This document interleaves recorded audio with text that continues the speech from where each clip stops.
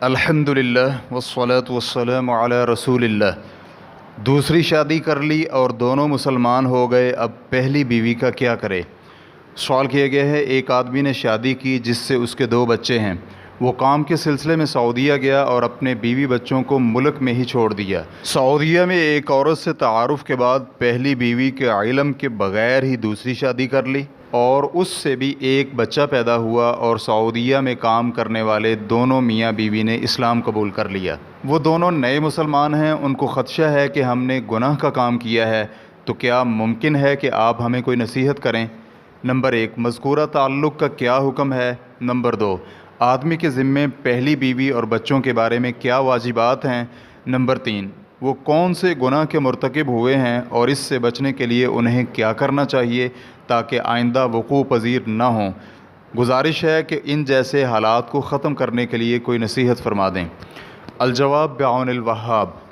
اول، ہم اللہ رب العزت کی حمد و ثنا بیان کرتے ہیں کہ جس نے آپ دونوں کو اسلام کی ہدایت نصیب فرمائی اور اسے قبول کرنے کی توفیق سے نوازا، اور ہم اللہ رب العزت سے دعا گو ہیں کہ وہ آپ کو دین اسلام پر موت تک ثابت قدم رکھے تاکہ آپ اللہ تعالیٰ کی جنت اور اس کی رضامندی حاصل کر سکیں۔ ہم آپ کو خوشخبری دیتے ہیں کہ اسلام پہلے تمام گناہوں کو مٹا دیتا ہے۔ انسان نے جتنے بھی گناہ اور معصیات کا ارتکاب کر رکھا ہو اور پھر اللہ تعالیٰ اسے اسلام کی ہدایت نصیب فرما دے تو وہ گناہوں سے اس طرح پاک صاف ہو جاتا ہے جس طرح اس کی ماں نے آج ہی اس کو جنا ہو۔ اللہ سبحانہ و تعالیٰ فرماتے ہیں، آپ ان کافروں سے کہہ دیجئے کہ اگر یہ لوگ باز آ جائیں تو ان کے پہلے سارے گناہ معاف کر دیے جائیں گے۔ سورۃ الانفال آیت نمبر 38۔ اگر یہ لوگ باز آ جائیں یعنی اپنے کفر سے رک جائیں اور اللہ وحدہ لا شریک کے دین اسلام کو قبول کر لیں۔ تفسیر السعدی۔ اور نبی علیہ الصلوۃ والسلام کا فرمان ہے، اسلام پہلے سب گناہوں کو مٹا دیتا ہے۔ صحیح مسلم حدیث نمبر 121، یعنی معصیات سے پاک اور صاف کر دیتا ہے۔ دوم، کسی آدمی کا بھی اجنبی عورت سے تعلقات رکھنا جائز نہیں، اور اگر شادی سے قبل ان کے کچھ تعلقات تھے وہ معصیت اور گناہ تھے جو کہ ان کے ذمے لکھے جا چکے ہیں، اور اگر یہ تعلقات قبول اسلام سے قبل تھے تو اللہ سبحانہ و تعالیٰ نے اسلام کی بنا پر یہ گناہ معاف کر دیے ہیں، اور اگر قبول اسلام کے بعد ان کا ارتکاب کیا گیا ہے تو ان سے توبہ کی جائے۔ اللہ تعالیٰ نے وعدہ کیا ہے کہ جو بھی صدق کے دل سے اللہ کی طرف رجوع کرتا ہوا توبہ کرتا ہے تو اللہ تعالیٰ اسے قبول فرماتا ہے۔ اللہ رب العزت کا اسی بارے میں فرمان ہے، اور وہی ہے جو اپنے بندوں کی توبہ قبول فرماتا اور گناہوں سے درگزر کرتا ہے، اور جو کچھ تم کر رہے ہو سب جانتا ہے۔ سورۃ الشورى آیت نمبر 25۔ اور ایک دوسرے مقام پر فرمایا، اور ہاں میں بلا شبہ ان کو بخش دینے والا ہوں جو توبہ کریں، ایمان لائیں اور نیک عمل کریں اور پھر راہ راست پر بھی رہیں۔ سورۃ طٰہٰ آیت نمبر 82۔ سوم، مرد کا دوسری عورت سے شادی کرنے میں گناہ اور معصیت نہیں، بلکہ اللہ تعالیٰ نے مرد کے لیے 4 عورتوں سے بیک وقت شادی کرنا مباح کیا ہے۔ شرط یہ ہے کہ اگر وہ ان چاروں میں عدل و انصاف قائم رکھ سکتا ہو اور ان کے حقوق ادا کر سکتا ہو تو ان کا جواز ہے۔ دوسری شادی کے بارے میں پہلی بیوی کو بتانا اور اس کے علم میں لانا واجب نہیں ہے۔ چہارم، پہلی بیوی اور بچوں کے متعلق اس پر واجب ہے کہ وہ ان پر ان کی ضروریات کے مطابق خرچہ کرے اور ان کی ضروریات پوری کرے، اور سب سے اہم یہ ہے کہ انہیں آگ سے بچانے اور ہدایت کی کوشش کرے، جس طرح کہ اللہ سبحانہ و تعالیٰ کا فرمان ہے، اے ایمان والو تم اپنے آپ اور اپنے گھر والوں کو اس آگ سے بچاؤ جس کا ایندھن انسان اور پتھر ہیں، جس پر سخت دل فرشتے مقرر ہیں، جنہیں اللہ کی جانب سے جو بھی حکم ملتا ہے وہ اس کی نافرمانی نہیں کرتے بلکہ جو حکم دیا جائے بجا لاتے ہیں۔ سورۃ التحریم آیت نمبر 6۔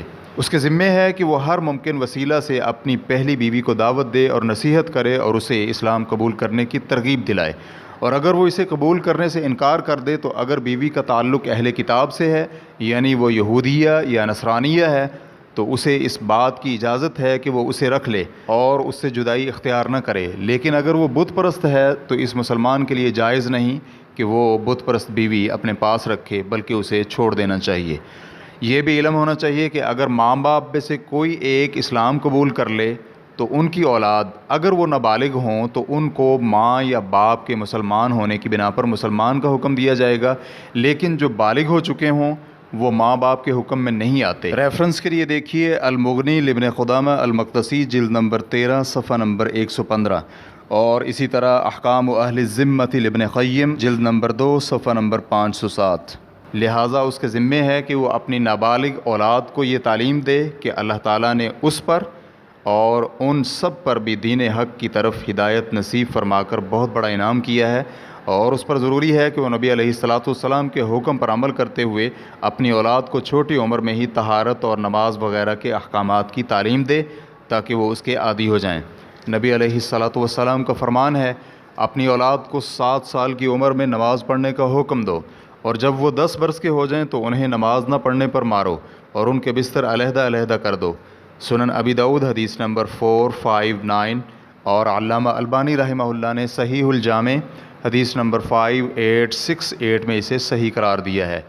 یہاں پر کام کے لیے رہنا اور چھوٹے چھوٹے بچوں کو ضائع ہونے اور دین سے منحرف ہونے کے لیے چھوڑ دینا کسی بھی طرح ٹھیک نہیں۔ اس شخص پر ضروری ہے کہ وہ انہیں وہاں سے اپنے پاس لائے تاکہ وہ اس کے پاس رہیں اور ان کی تربیت ہو، تاکہ اللہ رب العزت کی طرف سے اس بندے کے اوپر جو واجبات مقرر ہیں ان کی ادائیگی ہو سکے، اور اگر وہ انہیں یہاں نہیں لا سکتا تو پھر ان سے ہمیشہ رابطہ رکھے، ان کی رہنمائی کرے، اور اس شخص کے لیے یہ بھی جائز نہیں ہے کہ وہ انہیں ضائع ہونے کے لیے چھوڑ دے، اس لیے کہ وہ قیامت کے دن ان کا جواب دہ ہے۔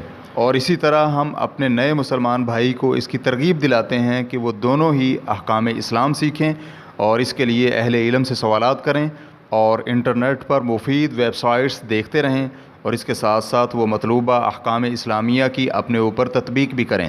ہم اللہ رب العزت سے ان کے لیے توفیق اور ثابت قدمی کی دعا کرتے ہیں، اور ان کے لیے دعا گو ہیں کہ اللہ تعالیٰ انہیں اپنی رضا اور پسندیدہ کام کرنے کی توفیق نصیب فرمائے۔ آمین یا رب العالمین، واللہ تعالی اعلم۔ اسلام QA ریکارڈنگز مؤسسۃ الشیخ محمد صالح المنجد، المملکۃ العربیۃ السعودیہ، فتویٰ نمبر 20849۔ والسلام علیکم ورحمۃ اللہ وبرکاتہ۔